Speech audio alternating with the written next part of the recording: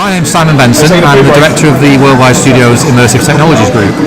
Project Morpheus has been a fantastic project. I mean, first of all, it's a very international project, so the whole team are based not only in Europe but also in Japan and America, and that has a huge advantage for us because what we find by that, because really when you think about a VR headset, it's something that really has to fit everybody, and we want to, as PlayStation, it's really important for us that the device is a one-size-fits-all and is not complicated to set up and not tuned to a single individual, but something that anyone can easily wear and know how to wear. So by having such an international team, that gives us a huge advantage because we find that, for example, in Europe we have a lot of Roman noses, a larger portion of nose here, so we make sure that it fits nicely around there. In Asia we've got a far higher proportion of people wearing glasses, so again making sure that it works with glasses so that you don't have to take your glasses off when you put it on and it just all works well.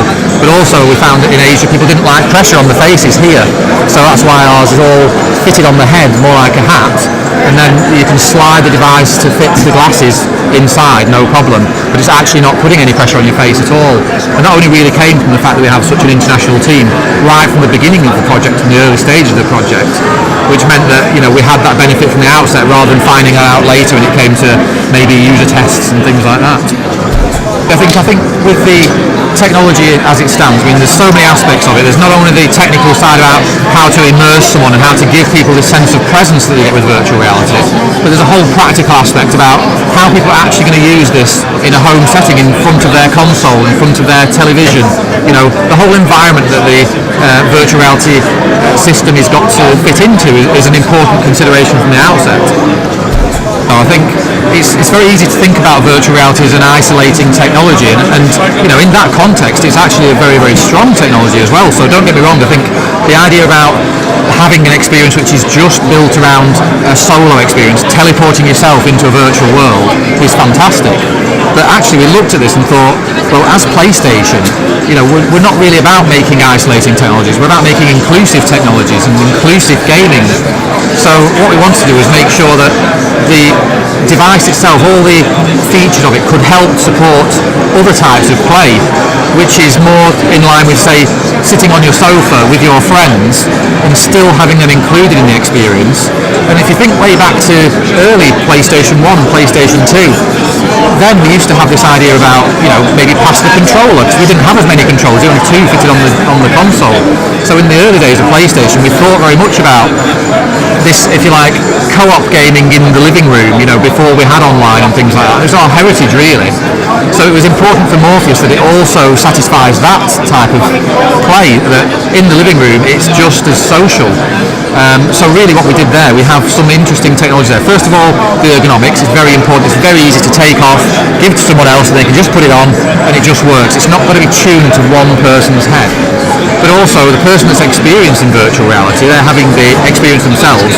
The person sat next to them can also understand exactly what they're experiencing and join in too. So for example, if I was playing an adventure game and there's a narrative to that story and I'm immersed, I'm using Morpheus, I'm following that story, someone sat at the side of me can also see what I'm seeing. They can use what we call the social screen. So it's the TV that's in the living room is showing them exactly what I see in a very conventional way that looks more like a normal game.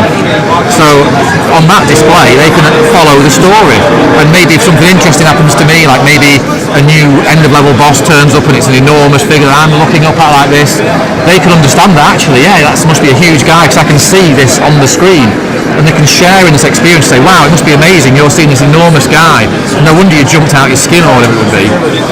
But then also they can say, right, let me have a go, and you can pass the device over and they can carry the story on and know what it was up to, and they know what might be the interesting points to look for.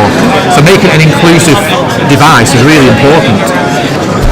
I was originally from a simulation background. Before I got into gaming, I actually worked with sports simulation, military simulation, R&D simulation, so using things like stereoscopic technology and virtual reality technology way back, we're talking like over a decade ago, sort of, when it was really expensive and sort of in its infancy.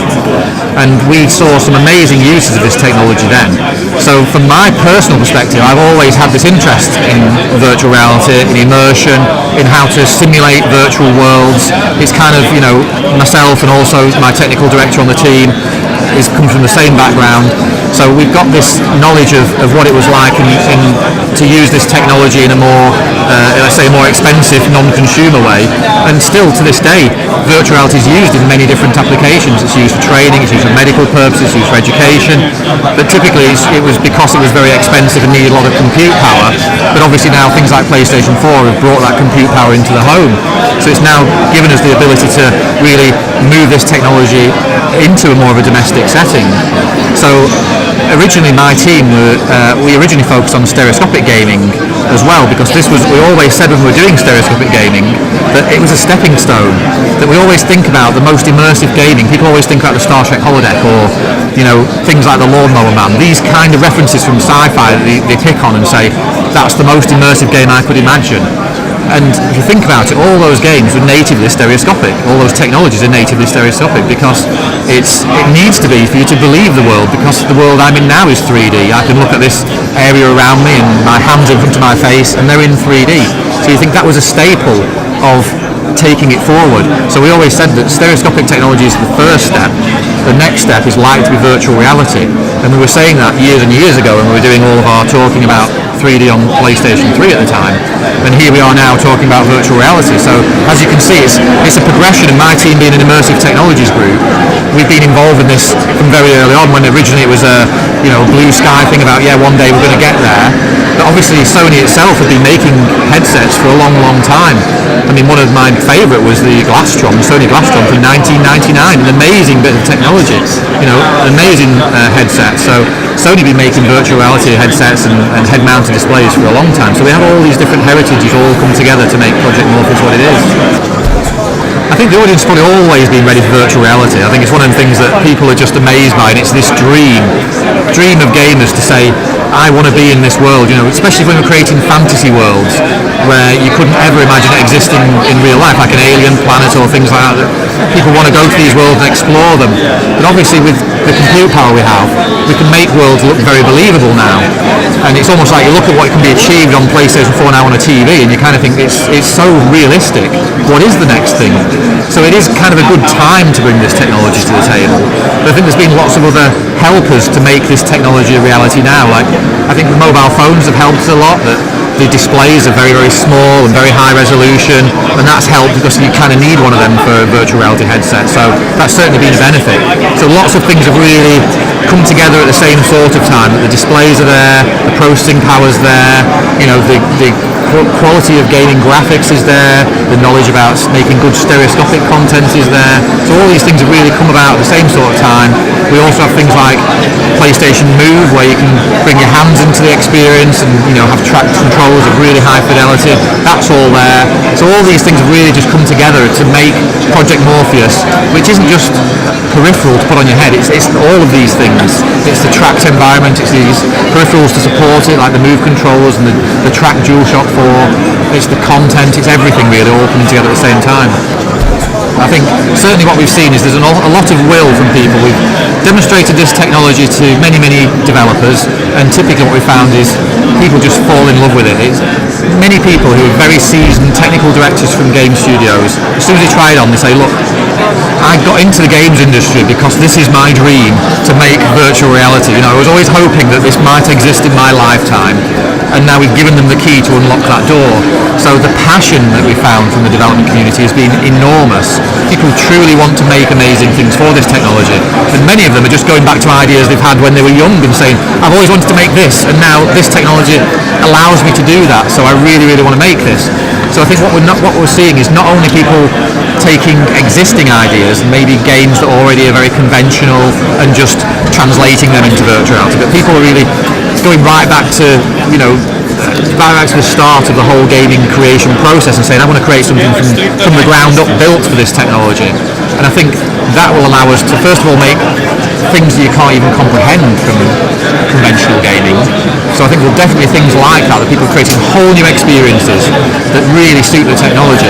But I think there's also space for taking things like more conventional games and seeing what the virtual reality version of those is, But what I would say is, I think there's going to be a few surprises there, that maybe the translation will add a different element to the games.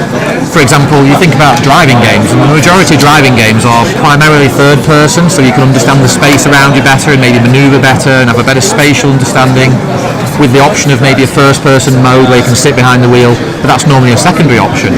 I think what virtual reality will turn that completely on its head and say really the primary mode will be first person, because it makes so much more sense, and it's far more intuitive to understand the space around you if it's exactly the same replication of the real space. So you feel the size of your vehicle as you would in the real life.